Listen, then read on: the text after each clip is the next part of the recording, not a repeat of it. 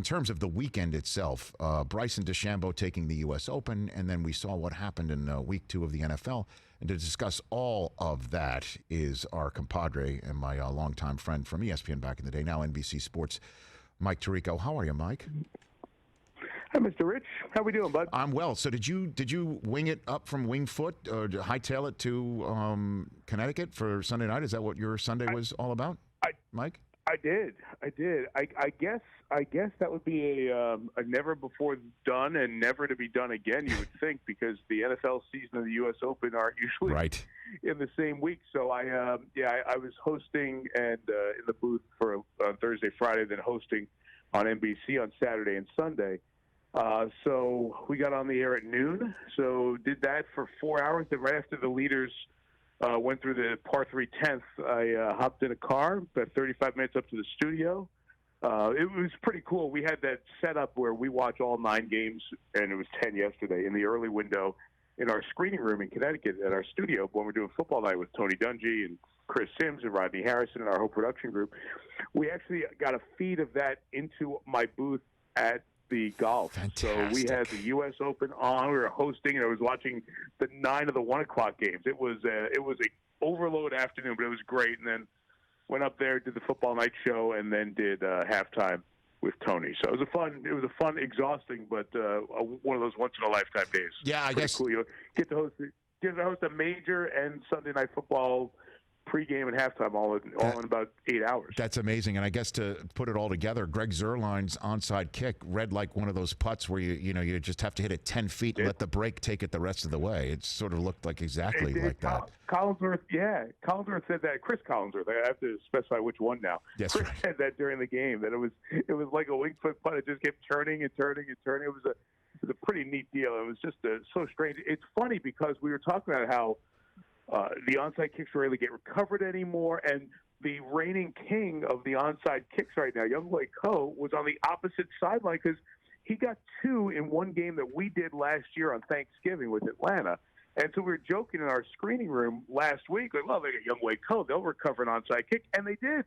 So he's the king of that, and then Dallas pulls that one off with great creativity and goes on to win the game, which is amazing stuff. I know, and then next up is Seattle, and then but before we do continue on with football a little bit here, let's start with the first part of your Sunday. It's been a long time since somebody won a major, and we start wondering what it means for the sport entirely.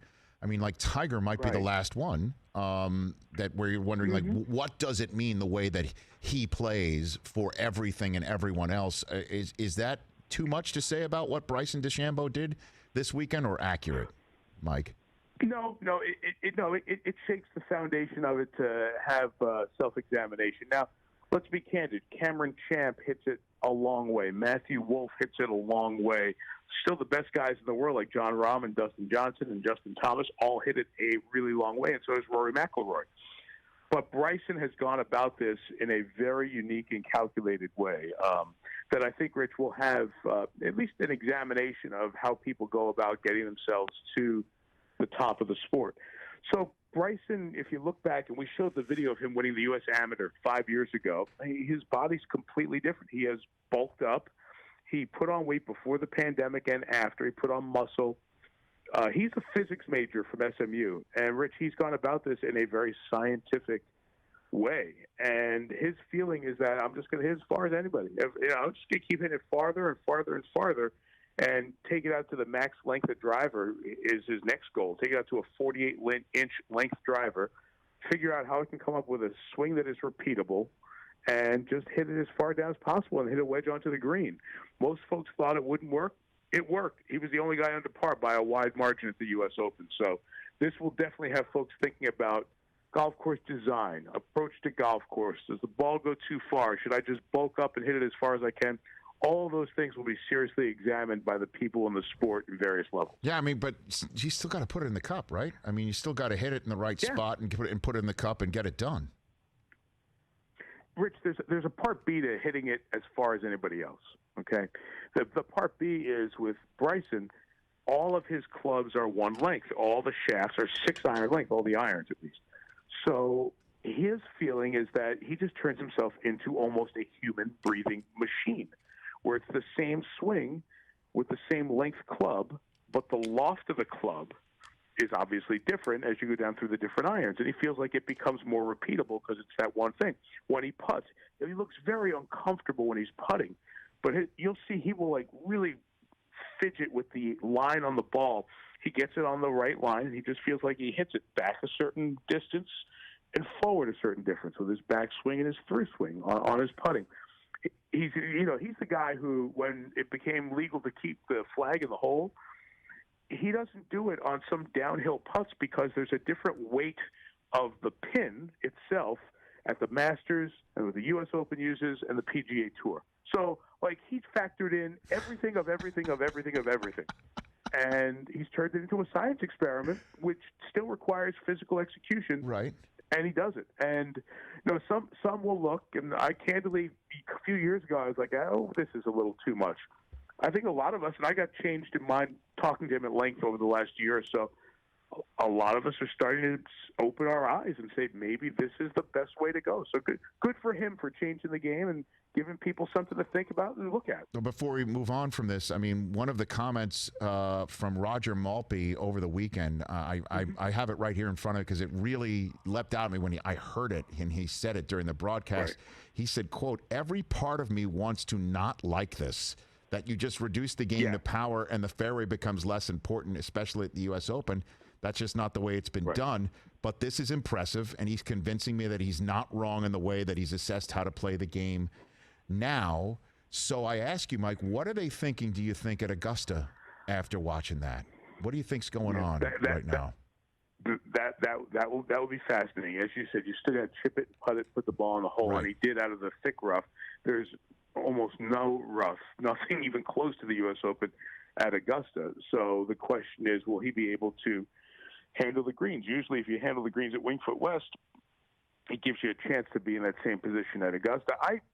I think so highly of Roger. He's one of my favorite people I've got a chance to work with and be around. I thought that was really eye-opening because Roger came up through a time when he played a certain way and covered 20 U.S. Opens for NBC and has seen the way that it's always been gone about.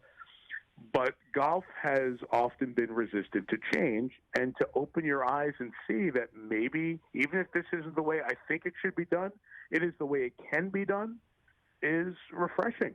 Look, here I don't want to go too far down this road, but you mentioned Tiger before. Yep. Rich, we thought Tiger would bring minorities to golf, and there are some more involved.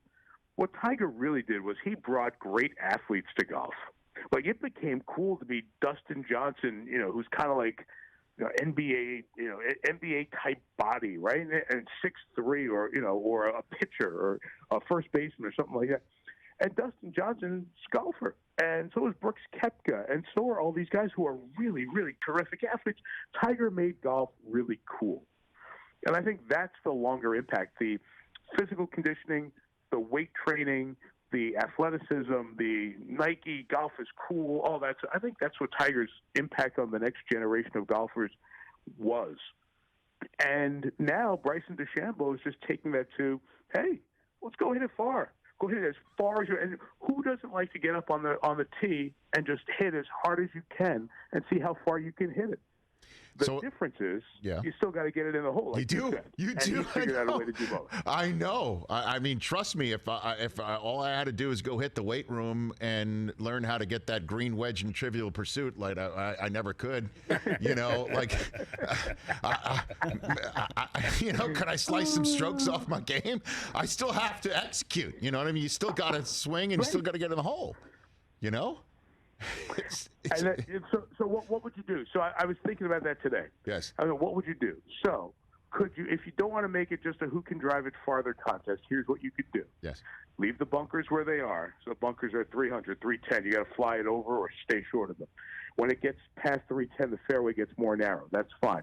Well, you could put the worst rough on the golf course in the landing area at 330, 340 and beyond. It's okay. You want to hit it 400 yards, 390, 380, whatever that number is going to be? Great. You got to hit it in the fairway. If you don't hit it in the fairway, you're going to be hitting out of 7 inches of rough that's impossible to hit it out of. That doesn't impact the guy who's hitting at 295, 300, 310. Yet if you're hitting it 360, 370, 380 off a tee, which is obscene to think about, on those holes, you better hit it dead solid perfect. Otherwise, you're going to be in the worst rough possible, and you're not going to be able to get it on the green within 30 or 40 feet. That's the way you can respond. But this is it. Look, people want to see him hit the next shot, and that's what brings people to TV. You want to see, is Aaron Rodgers going to make that unbelievable throw again? Is Tiger going to make the shot we've never seen before? Will LeBron do that? Well, now with DeChambeau, you want to watch him. Can he hit it 375? Can he hit it 380? Yeah, I want to see it. And that's good for the sport and just in terms of entertainment and level of interest, I think. Mike Tirico here on the Rich Eisen Show. The storyline through the first 2 weeks of the NFL season, with apologies to those playing in Monday Night Football, would be what, Mike? Well, up until yesterday, it was, I can't believe that this is happening. I know, right? They've been able to figure out the system and all that. And then as I was sitting, we're on the air with the Open, and you're watching guys get hurt. There was like that hour where, like, okay, just nobody play for the next 15 minutes. Right. We get past this hour where everybody's getting hurt. It was just awful. Right. It's like, no, not another one. No, not another 49. That was really disappointing. We've had weeks like that, week twos like that in the league in the past, but yesterday just felt even more raw for whatever reason. Rich, that Cam and Bill are a fit. That Brady it still doesn't look normal in Tampa and Pewter and all that stuff, but right. he's there, and it's working out. It's working out pretty well. I think the quarterbacks, Rich, the Lamar Jackson, Patrick Mahomes, all these guys, Kyler Murray. Oh, yeah. They're the same thing I talked about with DeChambeau. Like, I want the next snap to come because they're going to do something stupid. Like what Mahomes did on that pass to Tyreek Hill, that was the touchdown, was crazy. Only doubled down with the 2-point conversion right after that, which I still don't know how he saw that open. I know. So the game is really fun right now, isn't it? Oh, 1,000,000%. Kyler Murray is like, get your popcorn ready, literally every snap, and yes. and you never know, and how he can run and how he can throw. And again, but your point again with Cam and Bill being a match, you know what I mean? Like that to me, because I honestly still think it's the Bills' division to lose, and Josh Allen's playing out of his mind as well. If you want to talk about quarterbacks that you can't wait for the next snap, absolutely. But the fact that Cam, we're wondering, well, what's the Cam that we're seeing? Because the fact that Cam was still sitting at home in the middle of the summer is still such a head scratcher. And you could even say, well, what type of Cam are you getting with the foot and the shoulder and all of that business? And the fact that 2015 Cam has shown up in New England for Brady, for Belichick and McDaniels to game plan with, that is a significant development. That's significant. I agree. Now there are a couple of levels of the Cam thing. I watch Russell Wilson. I think Russell is the godfather of this. Aaron Rodgers was when Aaron was running more. Yes. And Russell has kind of kept that going. Like the all-time master, it's Russell's baseball stuff also. The all-time master of the quarterback slide, and when he slides, he doesn't take hits. I mean, he does, but relative to running quarterbacks of the past, he's so wise about give you the right shoulder, duck out of bounds, I'm going to get 2 more yards. Here's my little baseball pop-up slide.